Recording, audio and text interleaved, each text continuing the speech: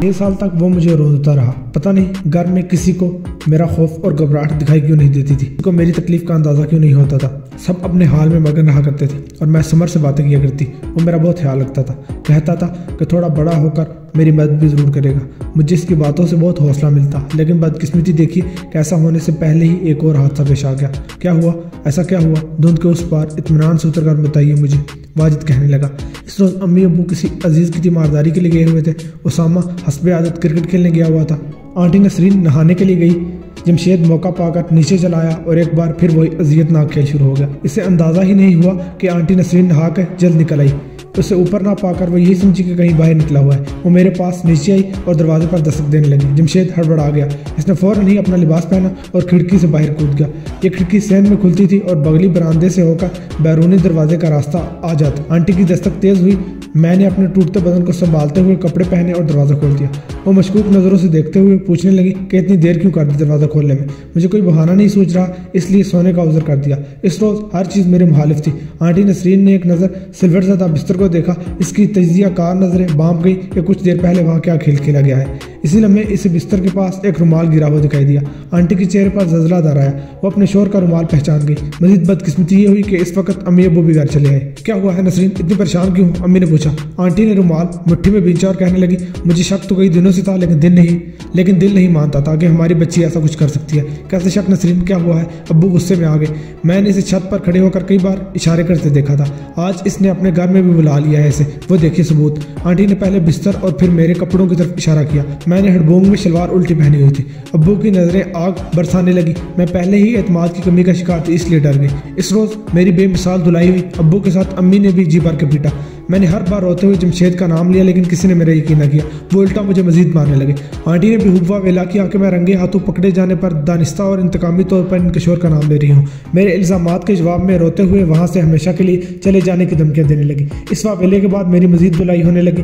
اچھی طرح مار پیٹ کر لینے کے بعد ابو نے اعلان کیا کہ وہ 1 مہینے میں ہی میری شادی کر دیں گے. فرض پر پڑی سکتی ہوئی میری ذات کی کسی کو پرواہ ہی نہیں تھی. کس سے ہوئی تھی آپ کی شادی سمرین؟ کیا آپ اس شادی سے خوش تھی؟ واجد چونکا. کوئی پرچون والا تھا, مجھ سے 25 سال بڑا. اور خوشی کیا ہوتی ہے مجھے کیا پتا. میرے لیے تو زندگی نے امتحان ہی امتحان لکھے ہوئے تھے. شادی کے بعد جب شوہر میرے نزدیک آتا تو خوف سے مجھ پر کپکپی طاری ہو جاتی. بدن بری طرح اینٹنے لگتا. مجھے جمشید کی دی ہوئی اذیت ڈنگ مارا کرتی. شوہر پہلے تو میرا بچپنا اور کم عمری سمجھ کر برداشت کرتا رہا, پھر ایک روز زبردستی اپنا حق وصول کر ہی لیا. میں ایک بار پھر حجالت امیز کفیت کا شکار ہو گئی. مختار غصے میں آ گیا. وہ جان گیا کہ اس کی بیوی کماری نہیں ہے. اس نے مجھے گالیاں دی, زد و کوب کیا. اگلے 2 ماہ یہی کشمکش رہی. اس کے قریب آتے ہی میں تشنج کا شکار ہو جاتی. آخرکار اس نے تنگ آ کر مجھے طلاق دی اور گھر بھیج دیا. گھر والوں کا رویہ کیسا تھا آپ کے ساتھ؟ جمشید اب بھی وہی رہتا تھا کیا؟ میں اچھوت تھی ان کے لیے. جمشید ان دنوں نسرین آنٹی کو لے کر اپنے گھر گیا ہوا تھا. سننے میں یہی آ رہا تھا کہ وہ دبئی جانے کی کوشش کر رہا ہے. نسرین نے بہت سوچ سمجھ کر وہ چال کھیلی تھی. وہ اولاد پیدا کرنے کے قابل نہیں تھی, لہٰذا شوہر کی کمزوری ہاتھ میں لے لی. مجھے انہی کے کمرے میں پھینک دیا. کوئی بھی میرے ساتھ نہ تھا. میرے جرائم پہلے کی طرح کم نہیں تھے, اوپر سے طلاق کا دبا بھی لگوا لیا میں نے. بس کسی کوڑے کرکٹ کی طرح پڑی رہتی اوپر کمرے میں. تو آپ نے اعلیٰ تعلیم کے بعد ملازمت کیسے کی؟ یہ تبدیلی کیسے ہی؟ واجد نے شاہد کی دی گئی معلومات کے تحت سوال کیا. کانٹو اور انگاروں پر چلنا پڑا تھا پہلے. وہ بتانے لگی. قید تنہائی اور ذہنی اذیت نے مجھے طلاق کے 2 ماہ بعد نروس بریک ڈاؤن کا شکار کر دیا. اسپتال داخل ہوئی. ڈیٹ اور سچ جان تو شروع سے ہی تھی, اس لیے مر نہیں سکی, بچ گئی دوبارہ. میری حالت دیکھ کر اسامہ کو ترس آ گیا. وہ امی ابو سے میرے لیے لڑا. اس کی سپورٹ پر میں نے پہلے پرائیویٹ پڑھائی شروع کی. گرتے پڑتے سنبھلتے پہلے میٹرک کیا, پھر انٹر, پھر گریجویشن اور پھر ماسٹر بھی کر لیا. اس عرصے میں 12 برس بیت کے میں نے رہائش تبدیل کر لی. وقت اور حالات بھی بدل گئے. زمانہ 21ویں صدی میں داخل ہو چکا تھا. ابو کی سختی اب قدرے ڈل گئی تھی. میرے ساتھ ان کے تعلقات خوشگوار تو نہ ہوئے, تاہم اب وہ زیادہ پابندیاں نہیں لگاتے تھے. آپ کی شادی کا نہیں سوچا انہوں نے کبھی؟ کئی بار سوچا, بہت سے رشتے آئے, لیکن مجھے دیکھ لینے کے بعد کوئی بھی نہ پلٹتا. سچ تو بات یہ ہے اس وقت تک میں خود بھی شادی نہیں کرنا چاہتی تھی. مجھے دوبارہ روندے جانے کا کرب برداشت کرنے کا حوصلہ نہیں تھا. جاب کی اجازت کیسے ملی آپ کو؟ کچھ عرصہ پہلے میں نے اسامہ کی ہی سپورٹ پر جاب شروع کی. وقت اچھا کٹ جاتا.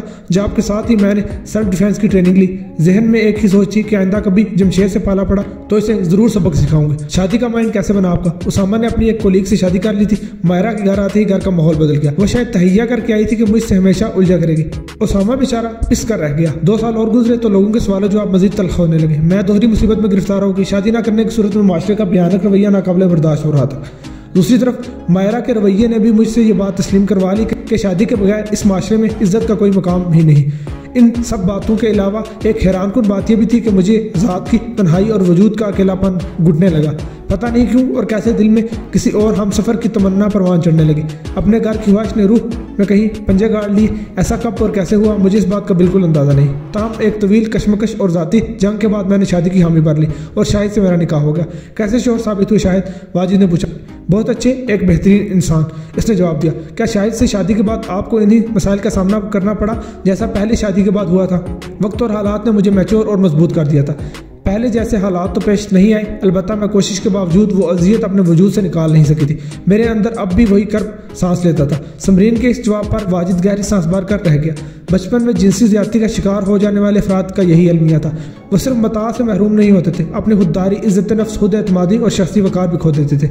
इनके वजूद में दायमी तौर पर कांटों की आबियारी हो जाती, ऐसे कांटे जो इन्हें लहूलुहान नहीं रखते थे। इनसे वाबस्ता अफराद को भी अपनी नुकीली चुभन से कभी सुकून ना लेने देते। इनकी मता के साथ साथ सुकून भी दायमी तौर पर रुखसत हो जाता। समरीन, आप धुंध के बाद मजीद उतर जाइए। मुझे ये बताइए कि ऐसा क्या हुआ था उस दिन? समर ने आपको सब कुछ करने पर बताया तो होगा ना? वाजिद ने अब आखिरी मुद्दा की तरफ कदम बढ़ाए। समर मुझसे कुछ नहीं छिपाता, वो मेरा बेस्ट फ्रेंड था, हर जगह मेरे साथ रहता, मुझे अकेला नहीं छोड़ता था। तो समर ने आपकी फैमिली के कत्ल का फैसला क्यों किया? ऐसा क्या हुआ था उस दिन? उस दिन समर ने बहुत सालों बाद जमशेद को देखा। जमशेद कुछ दिन पहले ही दुबई से लौटा था। इसने घर के पास ही एक मकान भी ले लिया। सालगिरह पर आते ही जमशेद ने माहिन को गोद में उठा लिया और उसे प्यार करके विश करने लगा। समर को शदीद गुस्सा आया। उससे वो वक्त याद आ गया जब वो मुझे इसी तरह छुआ करता था। एक बार फिर वही कहानी दोहराई जाती महसूस होने लगी। इसके मकरूह होंठ, मलऊन चेहरा और करीब मुस्कुराहट देखकर वो जख्म जो निहात एक बार फिर उखड़ गए। समर को माहीन की सूरत में समरीन दिखाई दे रही थी। वो तड़प गया। इसे इन सब घर वालों पर शदीद गुस्सा था। वो आज भी अकल से पैदल है। जमशेद को देखते ही इसे याद आ गया कि मेरी बर्बादी के पीछे किसी न किसी तरह इन सब का हाथ है। इसलिए समर ने सबको मार देने का फैसला किया। वो बेहबर, कम अकल और अहमक लोग जीने के काबिल ही नहीं थे। वो जिंदा रहते तो अपनी हमाकतों से मजीद तबाही की दास्तानें लिख दी थे। बस फैसला कर लिया था। फिर समर ने आबिद को कैसे मारा उसने? आप कहाँ थी उस वक्त? मैं तो कमरे में सो रही थी। समर पहले मेरे साथ ही था। अब्बू के जॉगिंग से लौटने का वक्त हुआ तो वो मेरे कमरे की खिड़की के पास दरख्त से सड़क पर उतरा और टीवी लॉन्च में जाकर बैठ गया। वो पहले अब्बू को समझाना चाहता था, जमशेद की असलियत बताना चाहता था, लेकिन अब्बू ने एक्स्ट्रे उठाकर हमला करने की कोशिश की तो समर को गुस्सा आ गया। इसने अब्बू को मार दिया। क्या आपको इनकी वफात का दुख नहीं हुआ समरीन? वाजिद ने मुलायमत से पूछा। हुआ था, बहुत दुख हुआ था। वो बचपन में ही मुझ पर गुस्सा करते थे, चीखते चिल्लाते थे, तब भी मुझे इनसे प्यार था। इनके गलत फैसले से जमशेद हमारे घर में आया, हमारी जिंदगी बर्बाद हुई, लेकिन मुझे उनसे नफरत नहीं हुई। उन्होंने कभी मेरा यकीन नहीं किया, मेरे लिए गलत फैसले करते रहे, लेकिन मुझे तब भी उनसे नफरत नहीं हुई। बस समर को इस वक्त बुरा लगा जब वो जमशेद को माहीन से प्यार करते देखकर बहुत खुश हो रहे थे। बस इसी वक्त अच्छा नहीं लगा, कुछ भी अच्छा नहीं लगा। जमशेद के कत्ल के वक्त आप कहाँ थी समरीन? समर के कमरे में। समर ने मुझे अपने कमरे में रहने का कहा। मेरे सर में दर्द था, तबीयत बहुत खराब थी। वो खिड़की से नीचे उतरा और पैदल चलते हुए जमशेद के घर पहुंच गया। और नसरीन, इससे कैसे मारा? इसने मेरी जिंदगी में जहर घोला था, इसलिए समर ने इसके लिए एक सिरप में जहर मिला दिया। बस मर गई वो भी। माहीन को क्यों कत्ल किया? वो तो एक छोटी सी बच्ची थी, इसका क्या कसूर था? वाजिद को दुख होने लगा। इसका कसूर ये था कि वो इन अहमकों के घर पैदा हुई थी। समर को इसका मुस्तकबिल मुझ जैसा दिखाई दे रहा था। उसामा और मायरा इसे दिन भर किसी न किसी रिश्तेदार के घर भेज दिया करते। इन्हें इस बात का एहसास ही नहीं था कि बच्ची के साथ कहीं कुछ गलत भी हो सकता है। माहीन की सूरत में एक और समरीन पैदा हो जाती तो वो किस तरह वही जबर, वही अजियत और वही घुटन बर्दाश्त करती। ये सब बर्दाश्त करना आसान तो नहीं होता। माहीन कैसे वो सब झेलती? हर रोज एक नई मौत मरने से बेहतर था कि एक ही बार मर जाती। समर ने मुझे वार्ड से बाहर निकलकर शायद से वीडियो कॉल पर मसरूफ होने का कहा और खुद पार्क में माहीन के पास चला गया। वहीं पर वापसी पर इसके जहन में उसामा की गाड़ी के ब्रेक फेल करने का ख्याल आया। इसने मुझसे कहा कि ऐसे वालिदैन को जिंदा रहने का कोई हक नहीं जिन्हें अपनी जिम्मेदारियों का एहसास ही ना हो। समरीन के इस इंकशाफ पर शायद दुख से इसे देखने लगा।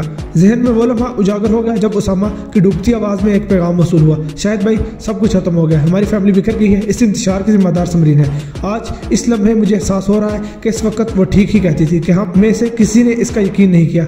हम में से कोई जान ना सका कि वो एक और जिंदगी भी जी रही है। इस जिंदगी का सुराग लगवाइए। मेरी बहन और वालिदा की जिंदगी बचा लीजिए प्लीज। वापस आ जाइए, बचा लीजिए इन्हें। शायद को इस सारी सूरत हाल की अब समझ आ गई थी। बचपन से जबर और जिनसी इस्तेसाल की शिकार समरीन ने समर बनकर जीना शुरू कर दिया था। इसकी स्पाट जिस्मानी साहत के बायस ही आबिद और जमशेद को असलियत शायबा महसूस न हुआ था। वो यकीनन इन दिनों अपने लिबास के तले कोई सफेद या स्याह लिबास पहना करती, इसलिए समर के रूप में आते हुए फौरन लिबास तब्दील कर लेती। बालों को भी किसी मखसूस टोपी तले पोशीदा रखना क्या मुश्किल था। इसने अपनी नफ्सियाती गिरोहों के जरिए से नहायत कामयाबी से शिकार कर लेते। इसी लम्हे वाजिद ने सवालिया नजरों से शाहिद की तरफ देखा और असबाती जुम्बश पाकर समरीन से पूछने लगा, समर इस वक्त कहाँ है समरीन? वो मुझसे नाराज है कई दिन से। क्यों? ऐसा क्या कर दिया आपने वो जो नाराज हो गया? وہ امی کو بھی نسرین کی طرح مارنا چاہتا تھا، میں نے منع کر دیا، پتہ نہیں کیوں لیکن میں نے بس منع کر دیا۔ سمرین کے جواب نے اسے چونکا دیا۔ یہ بہرحال ایک مثبت اندیا تھا۔ کیا آپ سمر کو منانا چاہتی ہیں سمرین؟ ہاں لیکن ڈرتی بھی ہوں، اگر اس نے امی یا شاہد کو نقصان پہنچانا چاہا تو میں کیا کروں گی؟ میں اپنے غصے اور نفرت کے باوجود امی کو کھونا نہیں چاہتی، شاہد کو بھی نہیں کھونا چاہتی۔ وہ الجھی ہوئی تھی۔ آپ میری بات غور سے سن رہی ہیں سمرین؟ آپ کے سامنے ایک سنہری دھند ہے، اس میں اتر جائیے، واجد نے لمحاتی توقف کے بعد کہا۔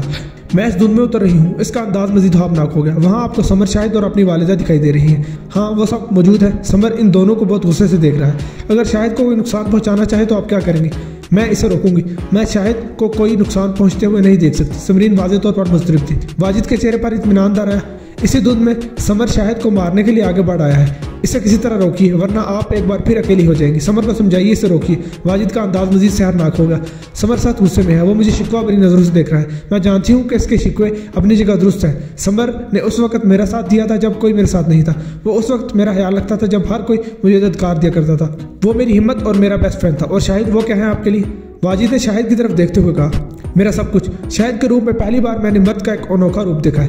یہ بھی جانا ہے کہ مرد خود نرم ہو اور خیال رکھنے والا ہوتا ہے۔ مرد بھی پیار کرنا اور مان دینا جانتا ہے۔ تو پھر اس رشتے کے لیے، اسی پیار کے لیے سمر کو روکیے، اسے سمجھائیے کہ یہ کھیل اب ختم کر دے۔ اس سنہری دھند کو پوری طرح محسوس کیجیے، سمر کو سمجھائیے، واجد نے نرمی سے کہا۔ سمرین اب اس دھند میں مکمل طور پر کھو گئی تھی۔ شاہد نہایت سنجیدہ انداز میں واجد کے سامنے بیٹھا ہوا تھا۔ اس نے دونوں ہاتھوں کی انگلیاں باہم پیوست کی ہوئی تھی، پیشانی پر شکنوں کا جال سا بچھا ہوا تھا۔ تو اب ساری صورتحال تمہارے سامنے ہے۔ واجد نے بھی سنجیدگی سے اسے مخاطب کیا۔ ہاں اب تو سب کچھ کلیئر ہے۔ شاہد نے بوجھل سانس لی اور ایک توقف کے بعد کہنے لگا، بہت پیچیدہ چیز ہے انسانی دماغ۔ کس انسان نے اپنے وجود میں کون سے زخم نہاں کیے ہوئے ہیں کوئی بھی نہیں جانتا۔ یہاں ہر شخص اپنے زخموں کی ٹیسیں برداشت کرتا ہوا زندگی گزارنے پر مجبور ہے۔ یہ زندگی بہت ظالم شے ہے یار، ہر موقع ہر موڑ پر ایسے ہی امتحان لیا کرتی ہے۔ لیکن ہے تم مجھے یہ بتاؤ کہ اب تم کرنا کیا چاہتے ہو؟ سمرین کو قانون کے حوالے کرو گے یا؟ واجد نے اس کی آنکھوں میں جھانکا۔ میں کیوں کروں گا بھلا ایسا؟ میں اسے بالکل صحت مند دیکھنا چاہتا ہوں، اس کے ساتھ ایک خوش باش زندگی بسر کرنا چاہتا ہوں۔ میں تمہیں بتا نہیں سکتا یار، وہ ایک خوبصورت دل اور روح کی مالک ہے۔ اس خوبصورتی نے اس کی ظاہری کمروئی ماند کر دی ہے، اور ویسے بھی میں نے اس کے حسن جمال کی آرزو ہی کب کی تھی۔ شاہد کس بات پر؟ واجد نے مسکرا کر اسے دیکھا۔ 42 سالہ شاہد گہری سانولی رنگت کا بہت عام سی شخصیت کا مالک تھا۔ چہرے پر چچک کے کچھ داغ بھی تھے، لیکن ان سب سے قطع نظر وہ ایک تعلیم یافتہ اور حساس و نرم طبیعت کا مالک تھا۔ اب آگے کا کیا پلان ہے تمہارا؟ شاہد نے دریافت کیا۔ میں سمرین کے دماغ سے سمر کا غلبہ ختم کر دوں گا، اسے تمہاری اور والدہ کی اہمیت کا احساس دلاتے دلاتے اس مقام پر لے آؤں گا جہاں وہ اپنے ٹرانس میں سمر کو خود ہی خاتمہ کر دے گی۔ اس کے بعد اسے کسی صحت مند سرگرمی کی طرف مائل کروں گا۔ واجد نے اسے تفصیل سے بتایا۔ سرگرمی بہرحال میرے ذہن میں موجود ہے، شاہد نے مزید سنجیدگی سے کہا اور اپنے ذہن میں پنپنے والے منصوبے سے آگاہ کرنے لگا۔ بہترین، شاندار، اور ڈونٹ وری، میں یہ سب کچھ بآسانی کر لوں گا۔ واجد نے اسے یقین دلایا۔ شاہد کھانے کی میز پر بیٹھا سمرین کا انتظار کر رہا تھا۔ باورچی خانے سے روٹیاں پکانے کی سوندھی سوندھی خوشبو اس کی اشتہا بڑھائی جا رہی تھی۔ کچھ ہی دیر میں سمرین نے کھانا لگا دیا۔ وہ کھانا کھانے کے دوران کافی سنجیدہ اور خاموش دکھائی دے رہی تھی۔ سمرین کے مزاج کی یہ تبدیلی شاہد کو مضطرب کر گئی۔ اسے واجد نے خصوصی تاکید کی تھی کہ سمرین کی کوئی بھی خلاف معمول بات بالکل نظر انداز نہ کی جائے۔ واجد نے اپنے عزم کے مطابق اپنے ہپنوٹائز کے ذریعے اسے ذہنی طور پر ہاسا یکسو کر دیا تھا۔ وہ سمر کی حیثیت پر شاہد کی ذات کو فوقیت دینے کے بعد اسے فراموش کر چکی تھی۔ سمرین کی لا علمی میں واجد اس کا مکمل علاج کرتا رہا۔ یہ علاج ان کے گھر پر ہی کیا جاتا۔ نسیمہ بھی ان کے ساتھ رہائش پذیر تھی۔ اس کے ذہن پر شوہر، بہن، بہنوئی، پوتی، بیٹے اور بہو کی موت نے بہت اثر کیا تھا۔ سمرین اور شاہد اس کے علاج معالجے میں کوئی کسر اٹھا نہ رکھ رہے تھے۔ کیا بات ہے سمی، اتنی خاموش کیوں؟ سب ٹھیک تو ہے نا؟ شاہد نے ملائمت سے پوچھا۔ جی بس آج صبح والے ایک واقعے نے کچھ اپسیٹ کر دیا ہے، وہ پرمزدگی سے کہنے لگی۔ کیا پھر کوئی وکٹم سامنے آیا ہے؟ شاہد چونکا۔ سمرین ایک مقامی NGO سے وابستہ ہو چکی تھی جس کے تحت مختلف تعلیمی اداروں میں کم عمر بچوں کو جنسی ہراسگی کے متعلق آگاہی اور دفاعی حکمت عملی سے آگاہ کیا جاتا تھا۔ سمرین کے ذمہ یہی کام تھا کہ وہ بچوں کو لیکچر دیا کرتی۔ جی ہاں، میرے لیکچر کے بعد ایک 8 سالہ بچی نے اکیلے میں مل کر انکشاف کیا ہے کہ وہ گزشتہ 4 ماہ سے سمرین کے اختتامی الفاظ نے شاہد کا دماغ بگ سے اڑا دیا۔ اس نے ایک مقدس رشتے کا نام لیا، بلڈی ہیل۔ وہ طیش زدہ ہوا۔ مجھے بھی یقین نہیں آ رہا، لیکن بچی نے جو کچھ بتایا، او مائی گاڈ، میرے رونگٹے کھڑے ہو گئے۔ وہ جسمانی استحصال کے ساتھ اسے بے حد جذباتی دباؤ کا شکار بھی رکھتا ہے۔ آج جانے کس رو میں وہ مجھے سب کچھ بتاتی چلی گئی۔ سمرین نے جرجری لی۔ اللہ پاک رحم فرمائے، شاہد کو بھی جرجری آ گئی۔ یہ آگ کب تک معصوم بچوں اور بچوں کو جلساتی رہے گی؟ پتہ نہیں اس آگ کی تپش کب تک معصوم انسانی زندگیاں سوختہ کرتی رہے گی۔ میرا دل چاہتا ہے کہ میں روح ارض سے انسانی عمل تولید کو ہی ختم کر دوں۔ شاید اس طرح مستقبل میں یہ معصوم بچے اس آگ سے محفوظ رہ سکے۔ سمرین کی اس بات پر شاید کچھ لمحوں کے لیے خاموش ہو گیا۔ وہ ٹھیک ہی تو کہہ رہی تھی، یہ تپش جانے کب اور کہاں تک انسانی زندگیاں سوختہ کرتی رہے گی۔ سمرین نے کھانے کے برتن اٹھائے اور اس واقعے پر رپورٹ تیار کرنے لگی۔ شاہد نے اپنے ذہن سے ہاردار سوچے جھٹکنے کے لیے ٹی وی لگا لیا۔ وہاں بھی ایک نیوز چینل پر ایسے ہی ایک واقعے کی کوریج کی جا رہی تھی۔ شاہد نے اپنا سر صوفے کی پشت سے ٹکایا اور بوجھل سانس خارج کرتے ہوئے کہنے لگا، قسم ہے زمانے کی، بے شک انسان خسارے میں ہے، انسان نرے خسارے میں ہے۔